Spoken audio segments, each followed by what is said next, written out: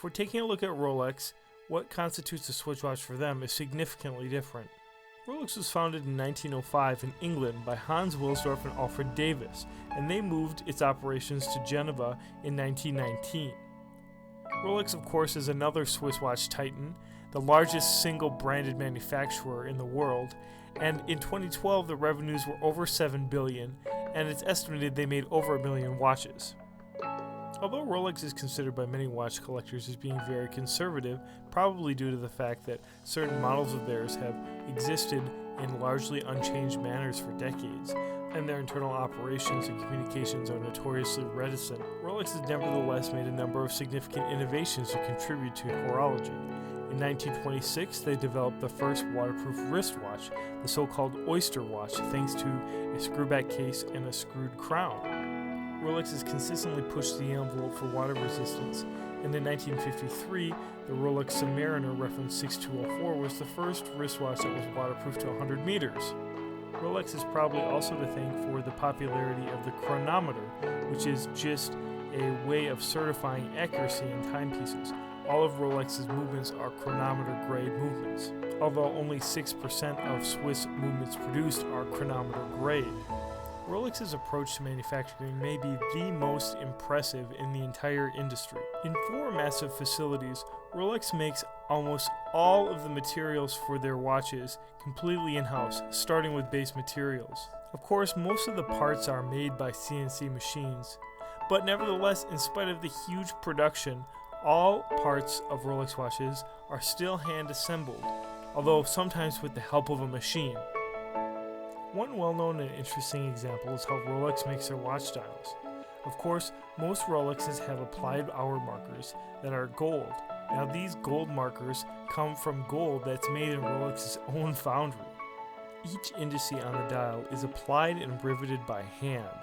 Rolex apparently discovered that humans spot problems with this kind of assembly more easily than machines. After they're assembled, they're dropped from 20 centimeters in the air to ensure that none of the hour markers fall out. This is done with each dial, and it's certainly a time-consuming process. With their steel case watches, Rolex currently uses 904L stainless steel rather than the standard 316L stainless steel. 904L is arguably a higher grade of steel, and it's known to have a higher pitting resistance equivalent number, a PREN number, than standard 316L. 904L has more copper in its composition, which makes it more acid resistant but also makes it less hyperallergenic. And although this is arguably marketing, Rolex states that 904L is a whiter steel that takes on a more luxurious polish than standard 316L. As far as case parts, all of them are initially polished or finished by a robot, but interestingly they're still hand finished by a person. And although Rolex isn't perfectly clear about it, the movement assembly is also done in part by hand. What's likely, based on what I've read, is that they're machine assembled and then hand regulated, sent off for certification, and the final assembly process, where rotors and a few other parts are installed, are done by hand. Each individual Rolex is also subject to waterproof testing, and each Oyster watch is subjected to a test that is at least 10% greater than its listed depth resistance, and that's a greater percentage with the divers' watches. Rolex's movements are basically proven workhorses. They're known to maintain their accuracy over a long time, but they're also known for being relatively ugly, especially at this price point. Omega has certainly jumped ahead as far as watch finishing goes at this price segment. Now, nevertheless, Rolex does implement a number of modern technologies in the movements which sets them aside from standard ETA e-Bosch's. Okay, so first of all, the movements are in-house, and secondly, they're implementing technologies which I described in greater depth in my Explorer video, the use of proprietary hairsprings and innovative shock absorbers. In summary, you're probably getting at least a conservatively 90% real Swiss watch, implementing the very best practices of modern Swiss watchmaking when you get a Rolex. At tiers that are higher than Rolex, you get many aspects of traditional watchmaking which Rolex has largely abandoned to modern manufacturing. But those handmade elements are something that are mostly artistic and not functional. I want to go on the record saying that I think the best merits of Rolex are the extraordinary manufacturing standards that they've been able to implement, as well as the carefully considered design and robust construction of these wristwatches. There's an argument that could be made that Rolexes are desirable as an aspirational or luxury good, but to me the idea of luxury items as a concept is sort of petit bourgeois, kind of banal. Rolex has always tried to position itself as a luxury watch, and certainly their advertisements and use of celebrities have tried to create consumer expectations that they are offering a premium product. But to me, it signifies something maybe a little bit more cynical, that Rolex is trying to see what the market can bear. And the use of technologies and manufacturing standards that I've discussed in this video could very well be to just create expectations to consumers.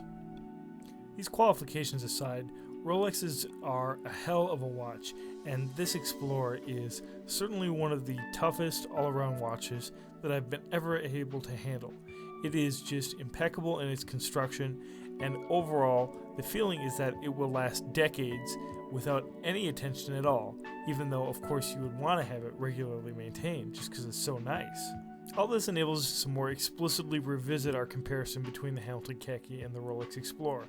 In a lot of ways, these watches are sort of doing the same thing. They're basic field watches meant for simple timekeeping.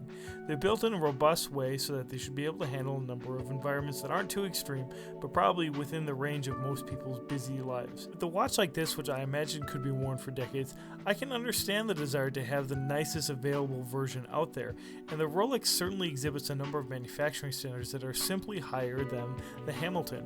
And while the Rolex Explorer and the Hamilton Khaki both have great provenance in terms of the origins of these watches, it is true that Hamilton is basically a shell of its former company, whereas Rolex is as established as it's ever been. In my opinion, both of these watches have kind of gone a dressy direction that takes them away from their original purpose. But if you accept that direction as one that actually makes the watches more versatile, then in that sense the Rolex is the better of the two. And again, just to re-emphasize, since this was the emphasis of this video, I think that the Rolex is manufactured to a higher standard. The movement is better in the Rolex. The fit and finish is better in the Rolex. The assembly of all the pieces of the watch is more refined and more robust. Every aspect of the Rolex is in some sense better than the Hamilton, except for the price. And for the price, the Hamilton is much more accessible. But if it was up to me, or up to my son Leo pictured here, I would have to pick the Rolex.